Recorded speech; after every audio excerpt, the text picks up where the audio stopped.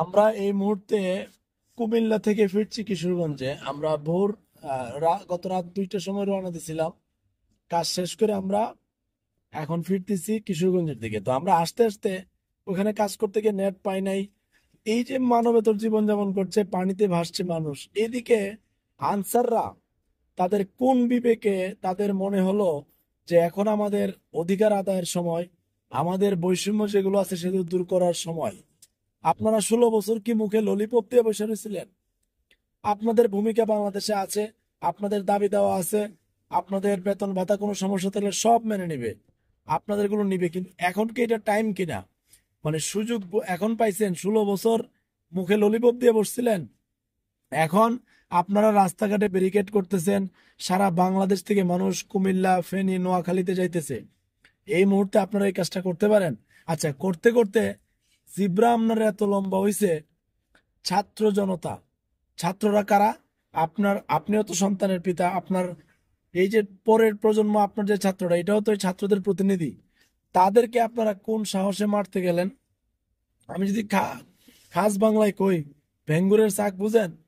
ভেঙ্গুরের শাকে যদি আক্রমণ করেন, তাহলে আপনারে 2.5 হাত পানির তলে গিয়ে আপনারা চুবাইব। কাজ বাংলা বুঝেন? তো আনসার ভাইরা, আপনারা যে কাজটা করলেন, কে কি বুঝাইলো আমি জানি না। আমি আপনাদের বিপক্ষে সম্পূর্ণ যাচ্ছি না। আপনাদের দাবি দেওয়া থাকতে পারে, আপনাদের বৈষম্য থাকতে পারে। আপনারা মনে করছেন যে না, আমরা বিগত অনেকগুলো সরকার দেখছি। আমি ডাইরেক্ট বলি, আওয়ামী লীগ ধরেন, বিএনপি ধরেন, স্বাধীনতার পরবর্তী 53 বছরে কেউ ভালো করে শাসন করতে পারে নাই বলেই মানুষের মধ্যে পুঞ্জীবিত ক্ষোভ জমা হয়েছে। একবার হ্যাঁ আসে, একবার হ্যাঁ আসে। আপনারা সুবিধা পান নাই, তাও মানছি। আপনারা মনে করছেন ঠিক আছে, অন্তর্বর্তীকালীন সরকার আছে, ইউনূস স্যার যেহেতু আছে, ওনার কাছে বললে হয়তো দিবে। ঠিক আছে, তাও দিবে। এখন টাইম কিনা বলেন? দেশটা কি শান্ত হয়েছে? হয় নাই। ঘুমের মধ্যে মানুষ পানি ছাড়ে দিছে। কুমিল্লা, ফেনী, নোয়াখালী ভাসতেছে। আমরা কুমিল্লার সেই গোপীনাথপুর থেকে আসছি, সেই কণ্ঠনগর, সেই অঞ্চলগুলোতে আমরা এক জায়গায় দাঁড়াইছি। আরো আধা কিলোমিটার দূর থেকে পানি, মানুষের গলা অব্দি পানি। এরা জানে না চারদিকে পানি ভিড় করতেছে। আমরা যখন গাড়ি ঢুকছে শুকনা, আসার সময় দিয়ে ওই রাস্তা ডুবে যাচ্ছে। মানে আমাদের গাড়িটা যদি আর 3 ঘন্টা লেট করতো, আমাদের গাড়ি ফিরতো কিনা সেটাই আমরা জানি না। এতটুকু আতঙ্ক এবং আশঙ্কায় মানুষ আছে। এই মুহূর্তে আপনাদের মনে হয়েছে আরে মানুষ ভাইসা যাক, আমার দাবি আমি আদায় করাম। এটা আপনার টাইম। আদায় করতে করতে আপনারা ফট করে সচিবালয় ঢুকে পড়েন। তো সচিবালয়কে আপনারা এই গরুর খামার পাইছেন, যে গরুর খামার গিয়ে ফট করে গরু একটা লই পড়াম?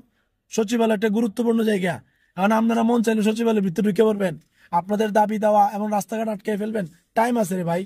বন্যা মানে কি বাংলাদেশের ইতিহাসে ফেনী, কুমিল্লা, নোয়াখালী যে অঞ্চলগুলোতে পানি গেছে, ওখানে আমরা তো গেছি, ওখানে বোট নাই, নৌকা নাই, এগুলোর সাথে তারা পরিচিত না।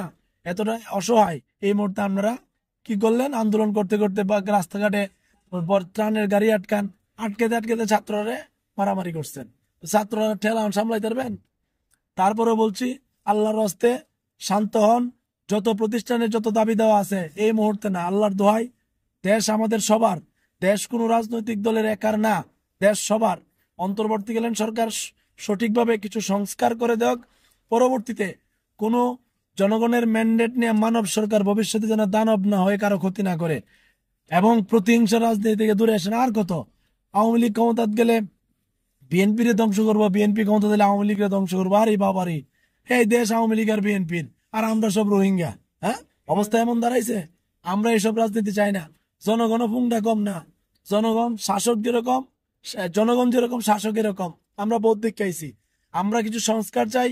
নির্বাচন কমিশন সংস্কার হবে, আপনার বিচার বিভাগ সংস্কার হবে, পুলিশ সংস্কার হবে, যেন কোনো রাজনৈতিক দলের গোলামি কেউ না করে। এই সংস্কারের কাজে ইউনূস স্যারকে আমরা সহযোগিতা করি। আপনাদের দাবি দেওয়া, আপনারা একটু চুপ থাকেন, সব দিবে। আর আটকায়েন না, ছাত্র জনতার খেপায় দেশ অস্থিতিশীল করে না। দেশ যদি অশান্ত হয়, আপনি শান্তি পাবেন না। আল্লাহ হাফেজ।